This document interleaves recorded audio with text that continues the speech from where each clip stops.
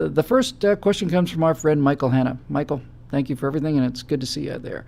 And his question is, what do you think of the idea, especially in the light of RK? I didn't say RK. Somebody else said it. I'm just reading off the thing. I didn't bring up RK at all. That the fundamental unit of civilization is not the individual, but the family. I find it interesting because while an individual has rights simply because they are a person, the life pairing of marriage and the bearing of children do indeed beg for new and different rights that cannot apply to just any person, but only to parents. Simultaneously, is not the structure of the family a better form of accountability than self-government and the greatest weapon against the unremitting cancerous encroachment of the state? Dun, dun, dun, dun. Well, it's going to come as an absolute surprise to everybody, but I'm virtually positive that I heard a reasonably interesting thing about this from Andrew Klavan. Now, I know you're going to gasp and fall out of your chair. Probably should have given you a trigger warning before I said that. I think it was Andrew Klavan. I'm virtually sure it was. We were on a panel, and I think it was Andrew talking about how, maybe it was somebody else. Might have been somebody else. I don't know. I don't remember much of anything anymore. But basically what he was saying is that the interesting thing about it is that the family is the basis of everything that we believe in as conservatives in terms of being able to take care of ourselves and being able to voluntarily help other people rather than being coerced into it.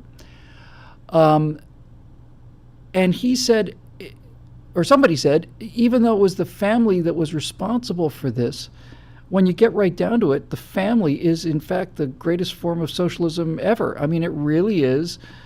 From each according to his ability, to each according to his need. It's the people who scream the loudest get the most attention. And I thought that was an interesting juxtaposition. The idea that you come from sort of an ultimate sort of world where you are taken care of and you don't have to work, and you get all the food when I say all the food you want, assuming you've got a family that's got their act together enough to be able to feed you, which is not often the case, and throughout most of history really was rarely the case. And so you start off in this kind of socialized world where there's authoritarian figure, and everybody basically has to obey the rules, and food is provided for you, and you are assigned tasks, and all of this stuff. But yet, the job of this family, according to the person who said this, so I'm fairly sure it was Andrew Klavan, so it must have been just what they say about a stop clock, right, or million monkeys typing, that kind of thing. According to Andrew, the purpose of this socialized thing, this is the kind of the dichotomy, is that it's designed to boot you out. It's designed to make you autonomous, or at least autonomous to start your own little socialist collective. Isn't that interesting? It is actually kind of interesting when you get down to it that way. We grow up in socialist collectives called families. The purpose of the family is to teach us to become independent of this little socialist enclave. And you go out there as a grown-up adult individual, all on your own, fully self-reliant, presumably meet another adult, get together, and start another little socialist enclave to create more individuals that go off and form more socialist enclaves, which is really fascinating, because the one thing I will say is that the reverse also appears to be true. Socialists hate the family, and when you get down to hardcore socialism, whether it's National Socialism or communism or any of these other big socialists, you can certainly hear it in Hillary Clinton when she's, when the mic is off, or when she's waking up from a nap or checking her email or something. When she's not really paying attention and you get into this whole it takes a village thing, what you realize is that what the socialists want is they want pretty much the inverse of that. They don't want you to live in a family. They want the government to be your family. And rather than using these little tightly knit socialist groups called families to launch you as a self-sufficient, self-reliant individual, they want to destroy that little socialist group and keep you in a big socialist group forever. So, in other words, you never have to grow up if you are in a communist society, because the family is always there for you, and the family, which in the case of the collectivists is the state, doesn't want you to grow up. And in point of fact, if you do grow up in a collectivist state, you become a threat to the family, to the big family, to the state family. Because if you're independent, what do you need them for? And you may start coming up with dangerous ideas like, what do we need the big leader for? And why are we being taxed and taking all of our money away? And can't I spend my own money on my own stuff? And can't I build my own house and buy my own food and go where I want to? And those kind of adult questions are not allowed if you belong to the big family of the collectivist government. So, as T-Dog Life says, what difference does it make? The fact is, it makes a lot of difference. And it's funny, I just earlier today shot an afterburner on voting rights, and one of the things that we talked about in the voting rights afterburner, which should be available on Thursday, was 2 changes to the voting that the progressives are proposing. One of them is mandatory voting, and the other one is lowering the voting age. And I think they're both terrible ideas. The lowering the voting age, however, got me off on a rant as usual. And in that rant, connected to what we're talking about here with the family, I basically said, look, of course they want to lower the voting age. Progressives would love to have 16-year-olds vote. And frankly, if a 16-year-old who's not an adult can vote, then why not a 14-year-old? Or why not a 12-year-old? Or why not an 8-year-old? They're people too, right? Aren't they people? Don't they have interests? Don't they have secret wisdom, these children, that we just have to uncover?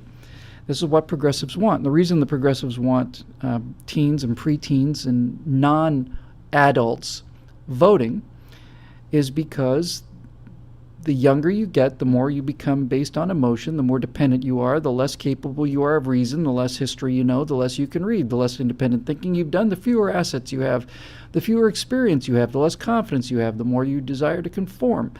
You don't have any assets, you don't have any credit, you don't have any discipline, you don't have any hard work, you don't have any results of any hard work. Needless to say, all of these qualities are absolutely superb for progressives. This is, in fact, exactly what progressives need in order to stay in power. They need a population of children. And it doesn't matter how old those children are, so long as they stay children.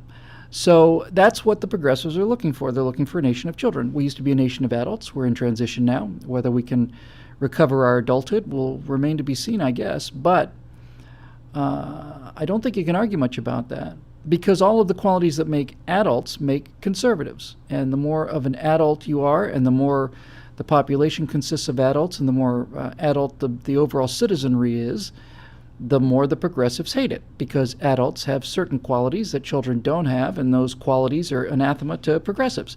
Those qualities are things like self-reliance, the ability to feed yourself, or at least the ability to make your own way, in order to make enough value for society on your own that you can trade whatever it is you do for the things that you need.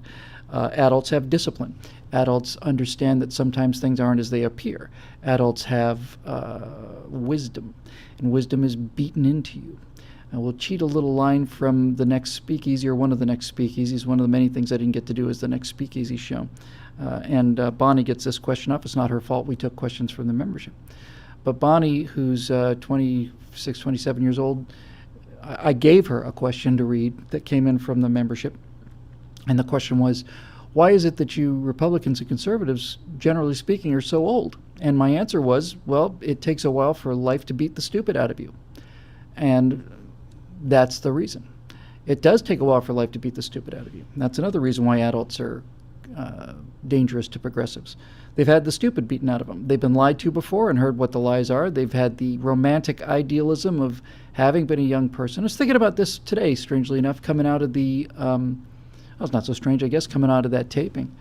As I was walking out to my car after the PJTV thing, I was thinking about these qualities of adulthood and wisdom and this kind of perpetual battle between college-age kids and anybody older than 30.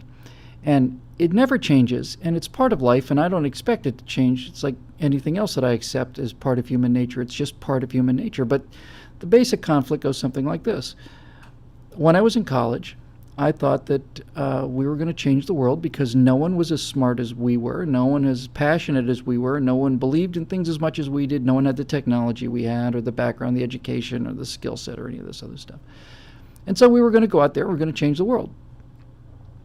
And older people would say, well, you think you're going to change the world, son, but you're wrong. You may change it just a tiny little bit, but this giant, catastrophic, enormous changes are not going to work. Well, yes, they are. No, they're not, because life is not as complex as it seems. You're just old and cynical.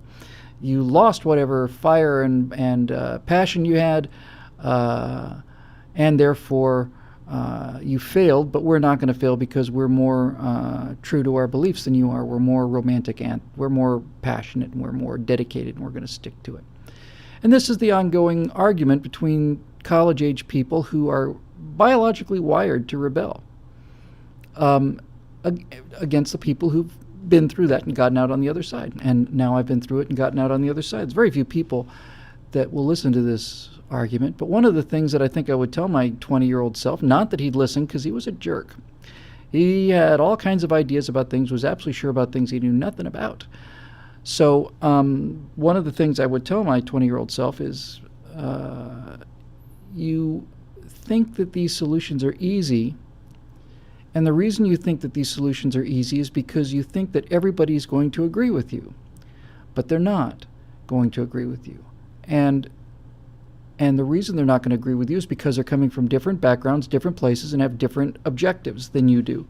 And the fact that not everybody's going to agree with you, even though you're going to explain things to them very carefully, is going to be a source of frustration for you, and you're not going to know what to do about it. And you're going to think they're being mean, or they're going to think they're just bitter or whatever.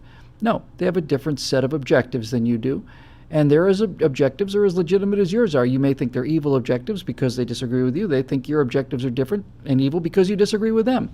And there's not much you can do about that other than to move the boat just a little bit. If you push with all your might for your entire life, you might knock the course of the ship of society off by a degree or two in the direction you want it to.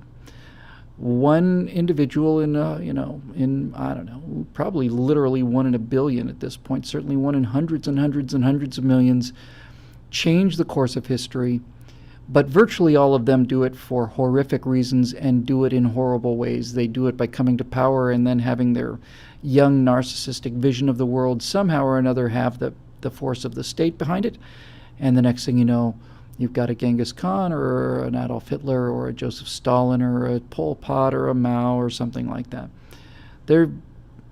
I can't think of but 2 or 3 individuals who changed the world for the better.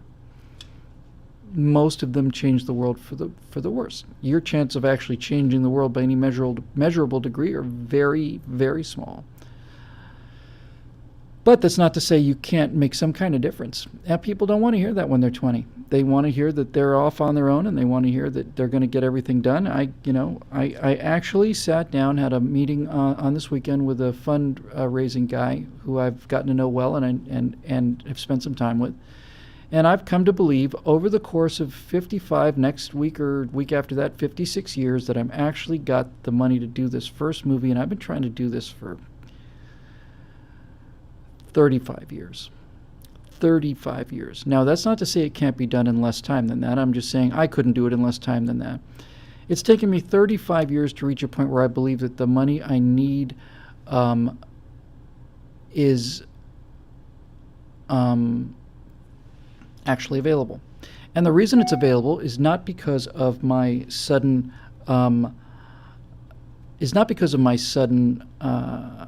increase in brilliance or my sudden increase in hard work or my sudden increase in anything. The reason that I think some of these funds are available when they weren't available before, and here's the part that would have really bothered my 20-year-old self, and I think bothers most 20-year-olds.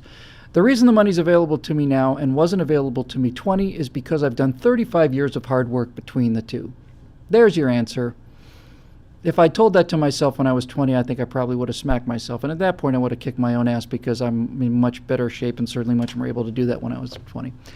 That's really it. The reason that that I'm able to do things now that I wasn't able to do when I was 20 is because I've had 35 years of hard work between now and then. So most people don't want to hear that.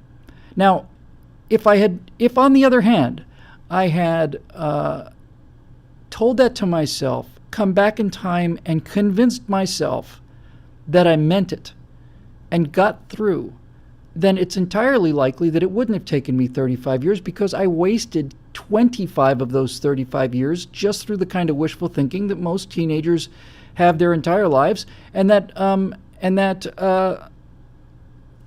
progressives have to this day.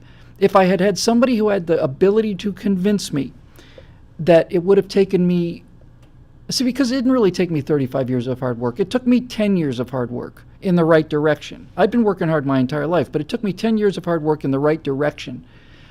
If I'd had the common sense to tell myself, look, man, it's all about your credibility. You're going to have to establish credibility. It's not about how clever you are. It's not about how good your idea is. It's about your credibility. If I had gone out there and gone working on my credibility, I could have saved myself half a lifetime, but I didn't. Nevertheless, here we are. So life isn't so awful, and I'm feeling pretty bright-eyed and bushy-tailed for a guy who's halfway through his 50s. So there you go. In any event, the great charm of this show is how we spin off of these topics. But yes, I agree that this business of the family is in fact a strangely enough socialist unit, but it's our socialist unit. And one of the things that I think is remarkable about the tiny little socialism of the family that makes the much larger individual capitalist limited government republic possible is that in the little socialist world of the family, there are two things that you have that you don't have in the big socialist world of a collective state like, communist China or Soviet Russia. One of them is you know everybody in the family. You have a reputation, and that reputation follows you. And from that follows the single most important difference between the little tiny socialism of the family and the big fat socialism of the giant state, and that is you are held accountable to your actions in a family. You are individually responsible, and furthermore, you are also presumably loved. You're not loved in a state. The people that ran the Soviet Union or Maoist China or the people that ran Nazi Germany or any of these giant collectivist states had nothing but contempt for the people in their big family, nothing but contempt for the working man. They were just cogs to provide some work and some money, and they were soldiers to go out and get killed in defense of your greater glory. But when it comes to the family, the individual matters. And so paradoxically, even though we have a socialist state and a tiny little family, from each according to his ability, that means dad and mom out there working their tails off to feed the kids, to each according to his needs, strangely enough, because of the love that these people bear for each other, they are accountable for their actions. They're expected to be able to get by on their own out of the love that people have for their children. We don't want dependent children. Most of us don't. Most of us want our children to be independent and able to take care of themselves and able to chart their own course. These are all new inventions, by the way, and when I say new, I mean about 250 years old. They came along with the invention of the individual in the Age of Reason, and the United States of America was created to be a home for the individual.